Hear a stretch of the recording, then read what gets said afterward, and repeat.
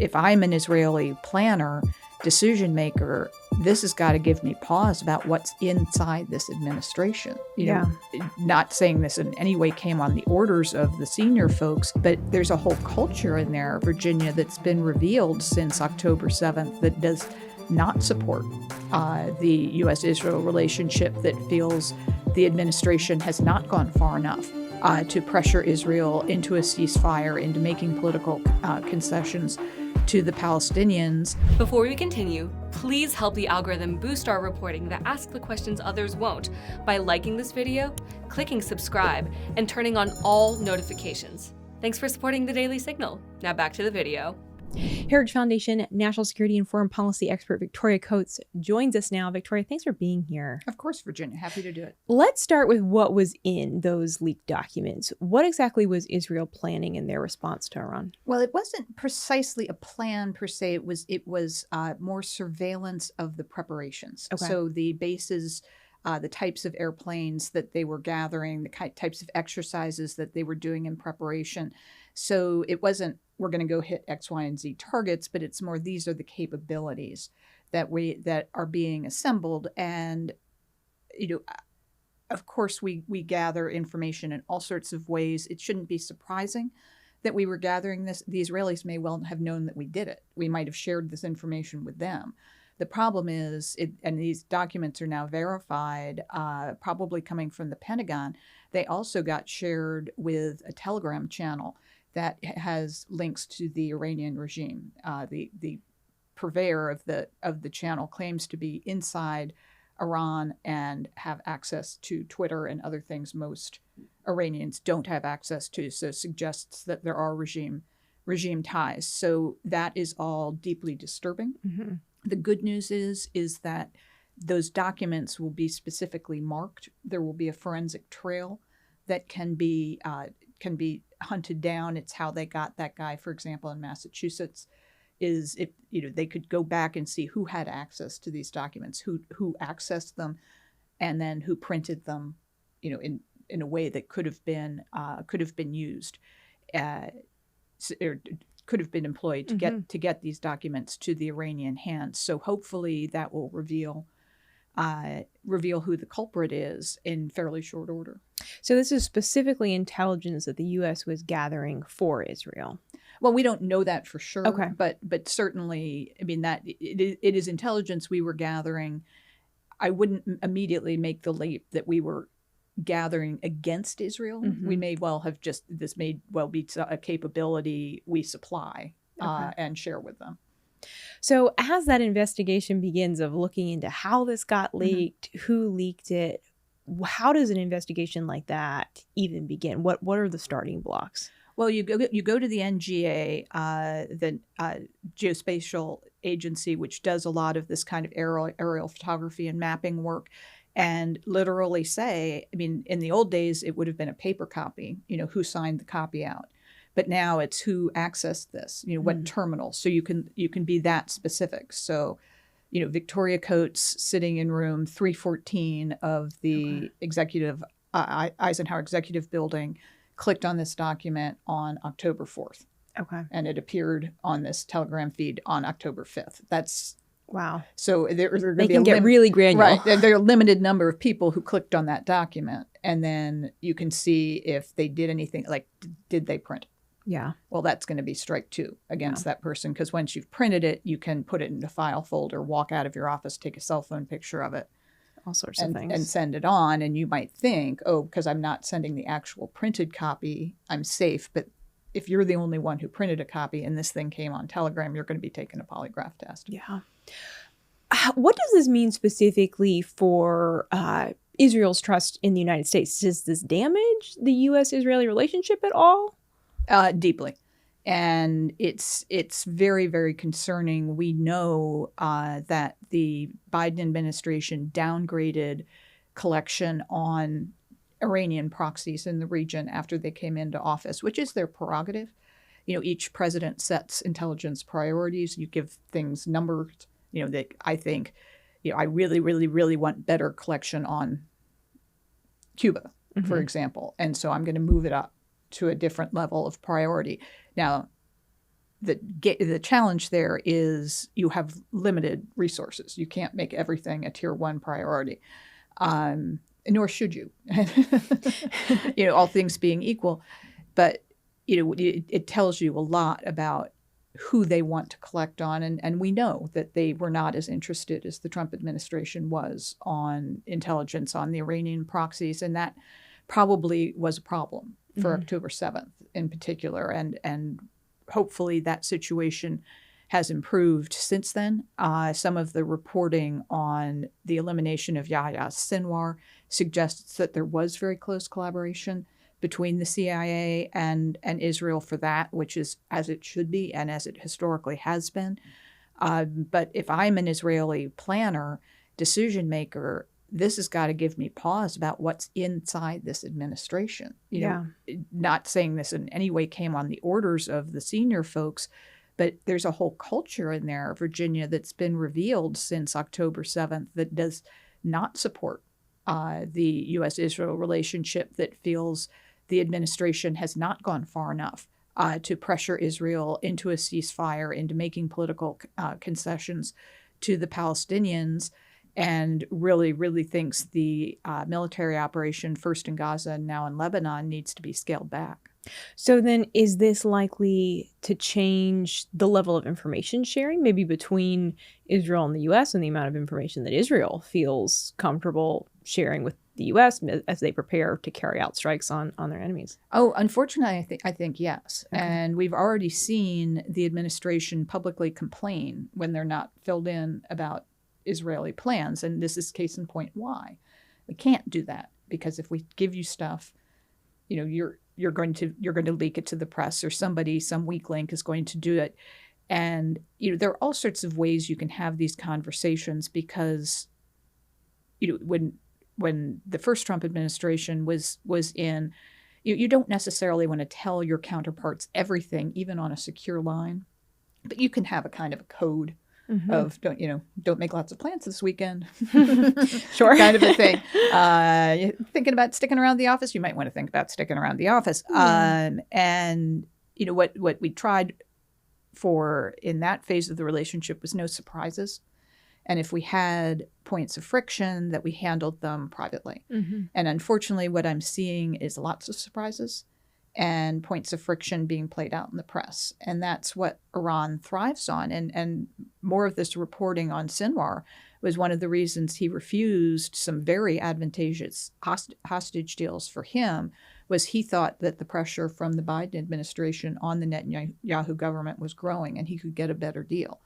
So had they been less public in the pressure that they were exerting, however, ironically, we could have Americans home. Hersh Goldberg Poland might not be dead. He could have been part of a deal. And unfortunately, they decided they wanted to do that publicly. Yeah. So obviously, the Biden administration is essentially a lame duck administration right now. But are there things that the Biden administration can do in order to very quickly try and repair some of maybe that trust that has now been lost? Well, I would say figuring out how this happened and firing the person. President Biden is apparently deeply concerned about this, but he doesn't have a particularly strong track record of firing people even when they fail him catastrophically. The fact that you would have everyone involved in the surrender of Afghanistan either still in their posts or having retired under normal circumstances, that tells you all you need to know. But I think if they were to be very aggressive about this investigation and then very aggressive acting against the leaker, that could be a strong step. But unfortunately, the vice president continues to make these kind of equivocal statements about Israel versus the Palestinians.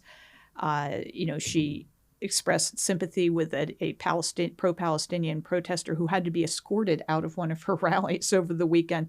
But she said, after they left, well, that's not my topic today, but I know it's important topic, and good they brought it up, kind of a thing. Like, no, and so I think if she is elected on November 5th, it will be difficult even for the Biden administration to do much about this. What about Israel and its plans to retaliate on Iran following their October 1st strike? given this information that was leaked, is it likely they have to change their plans now? Well, definitely, Okay. because the Iranians clearly have this information. We don't know what other information they have, and so I think Israel can and should take the time they need to develop an alternative plan. There was also a report overnight that 7 Azerbaijani nationals who had emigrated to Israel were just arrested for spying for Iran. So there could be other vulnerabilities we're not privy to that would make them rethink these plans. And, it's been 3 weeks since the Iranian strike.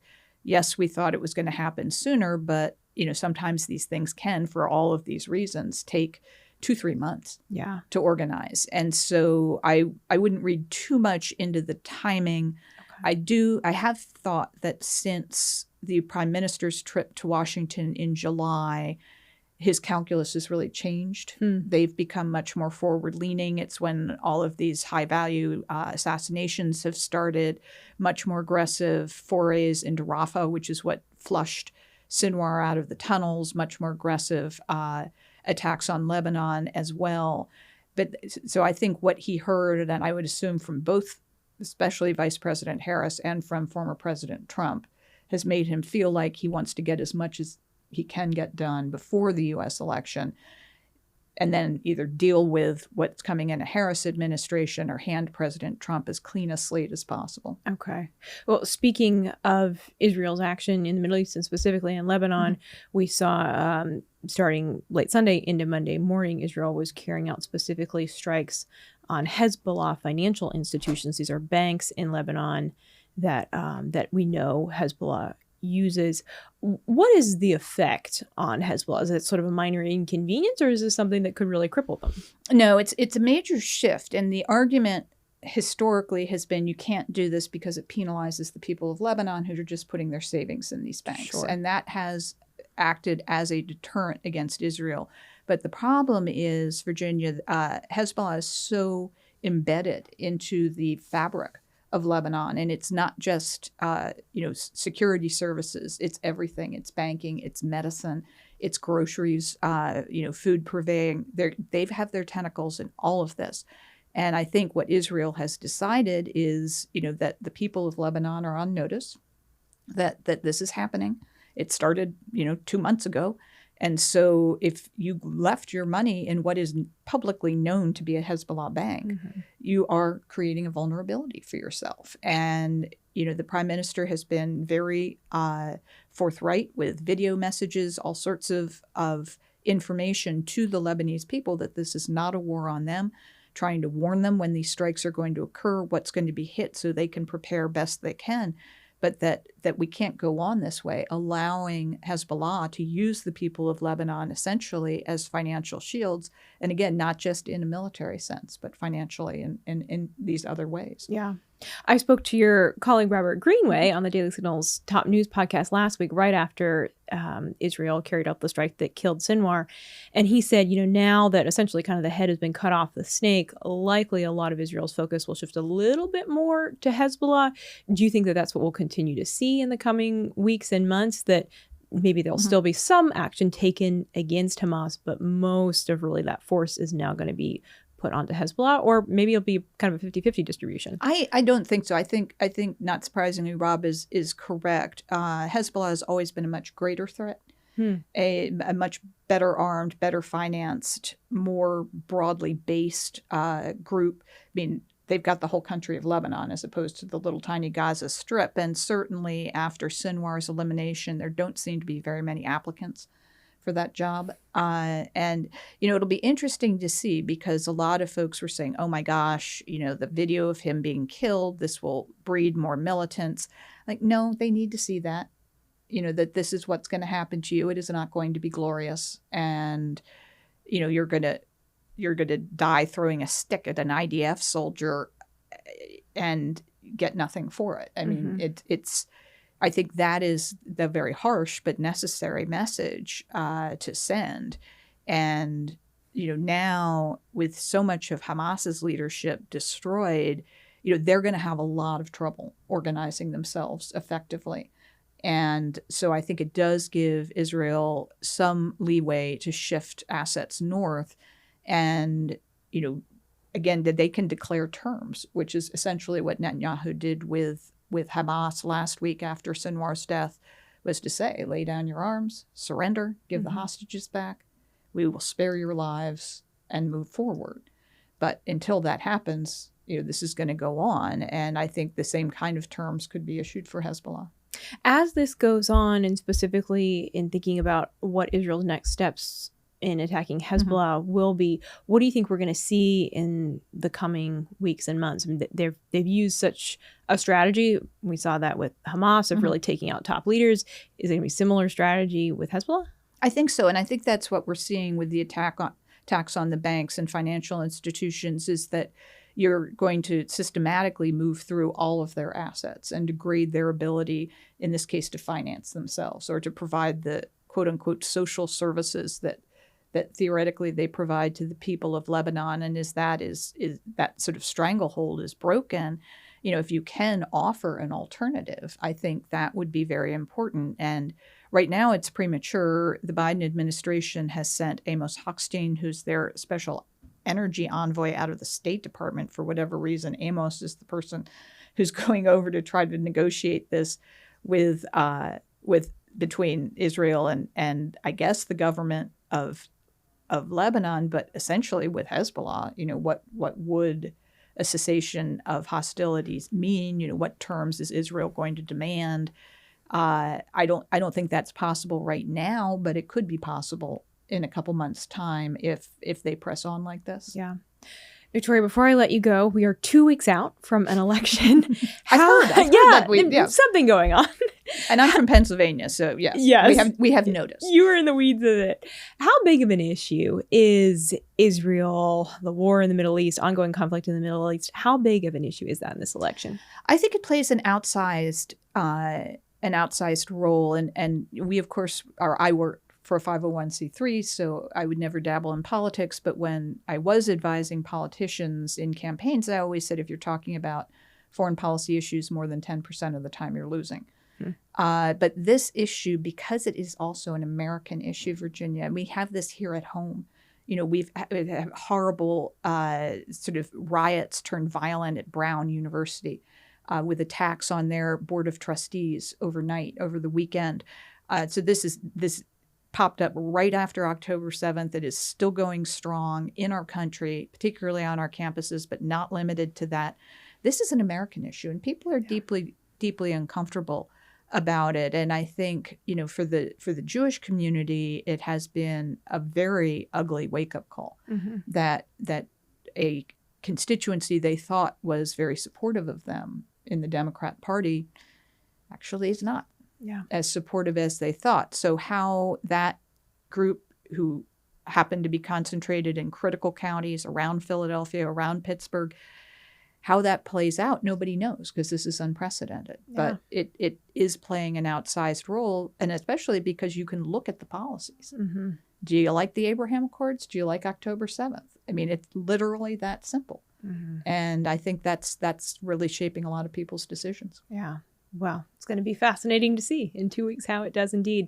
The Heritage Foundation's Victoria Coates. Victoria, thank you as always for your time. Of course. Thank you. For all of our listeners, don't forget to hit that subscribe button so you never miss out on brand new shows from the Daily Signal podcast. And if you would, take a minute to leave us a 5-star rating and review. We love hearing your feedback. We'll be right back with you around 5 p.m. today for our Top News Edition.